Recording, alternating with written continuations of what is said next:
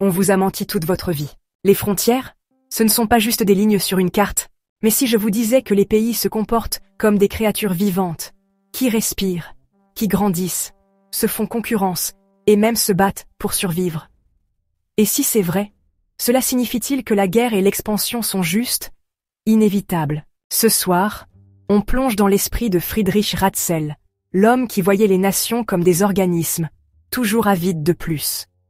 Repensons tout ce que nous pensions savoir sur le pouvoir, la politique et le monde dans lequel nous vivons. La théorie organique de l'État de Friedrich Ratzel est l'une des contributions les plus influentes au début de la géopolitique, façonnant la manière dont les universitaires et les décideurs politiques ont compris la relation entre la géographie et le pouvoir politique.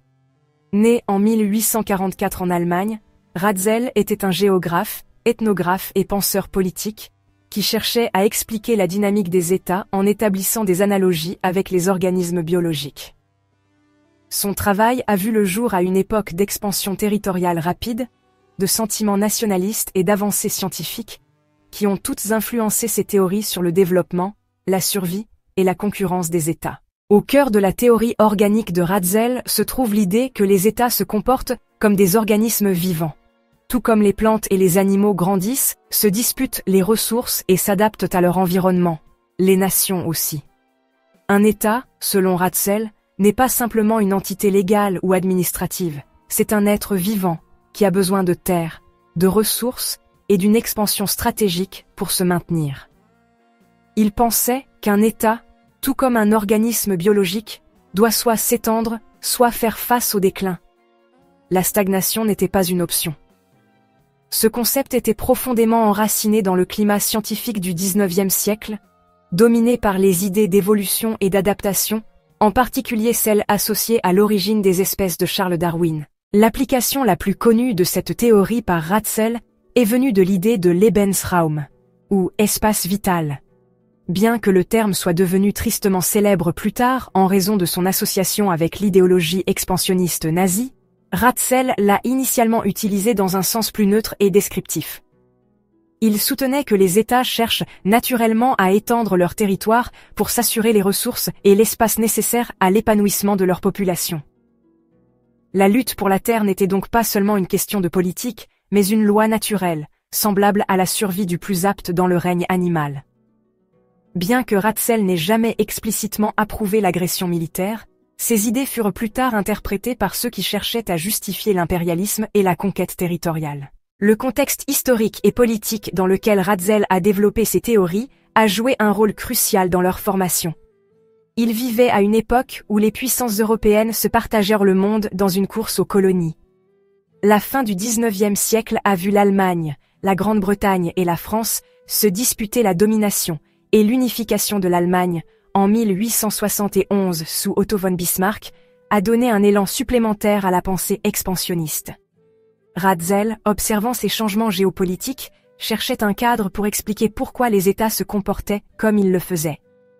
Ces idées ont trouvé un écho auprès de nombreux nationalistes allemands, qui y voyaient une justification scientifique à l'expansion territoriale et à la construction d'empires. L'influence de Ratzel ne s'est pas arrêtée à ses propres écrits. Son travail a jeté les bases pour les penseurs géopolitiques ultérieurs, en particulier le politologue suédois Rudolf Kjellén, qui s'est appuyé sur la théorie organique pour développer le concept de géopolitique en tant que discipline. Kjellén a développé les idées de Ratzel en inventant le terme « géopolitique » et en soulignant le rôle de la planification stratégique dans l'expansion des États.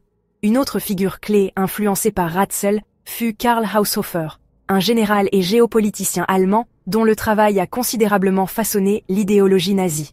L'interprétation de Haushofer du Lebensraum et la nécessité de l'expansion territoriale pour la survie de l'Allemagne était une extension directe des théories de Ratzel, bien que poussées à des conclusions extrêmes et dangereuses.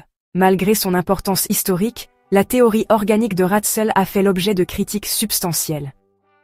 L'une des principales préoccupations est son caractère déterministe. En comparant les États à des organismes biologiques, la théorie implique que l'expansion territoriale est une loi inévitable et naturelle, plutôt qu'un produit de décisions politiques et de l'action humaine. Cette perspective a été remise en question par des chercheurs qui soutiennent que les États n'ont pas nécessairement besoin de croître pour survivre et que les stratégies politiques, économiques et diplomatiques peuvent assurer la stabilité sans expansion agressive. De plus, la théorie a été critiquée pour son rôle dans la justification de l'impérialisme et du militarisme, car elle a fourni une justification apparemment scientifique à la conquête et à la colonisation.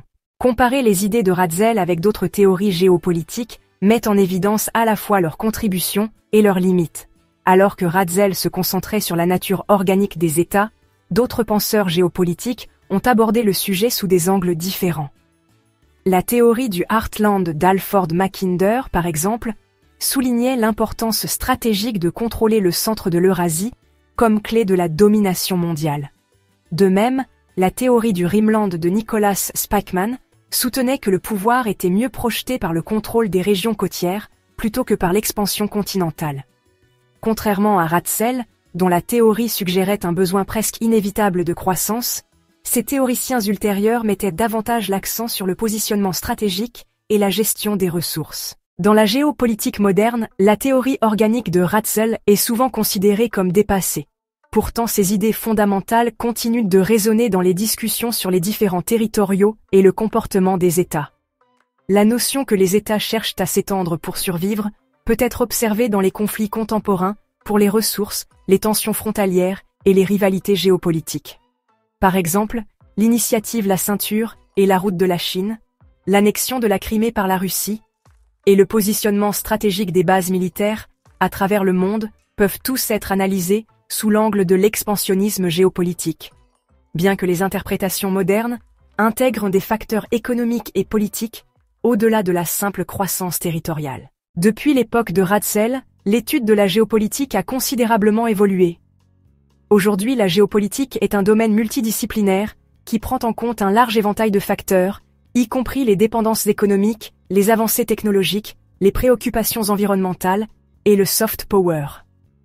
Tandis que le travail de Ratzel demeure un fondement historique important, l'analyse géopolitique contemporaine dépasse son déterminisme biologique, intégrant une compréhension plus nuancée des relations internationales et du comportement des États. La théorie organique de l'État de Friedrich Ratzel reste une pierre angulaire de la pensée géopolitique des débuts. Bien qu'elle ait été à la fois influente et controversée, elle offre des perspectives précieuses sur la façon dont les États interagissent avec leur environnement et entre eux.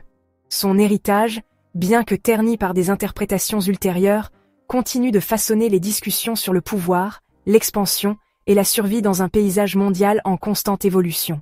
Je vous laisse en discuter dans les commentaires. Pensez-vous que les pays doivent s'étendre pour rester puissants, ou une nation peut-elle prospérer sans jouer au jeu territorial? Vous pouvez nous soutenir en vous abonnant si ce n'est pas déjà fait. Prenez soin de vous, prenez soin de vos proches, et je vous retrouve bientôt dans une autre vidéo.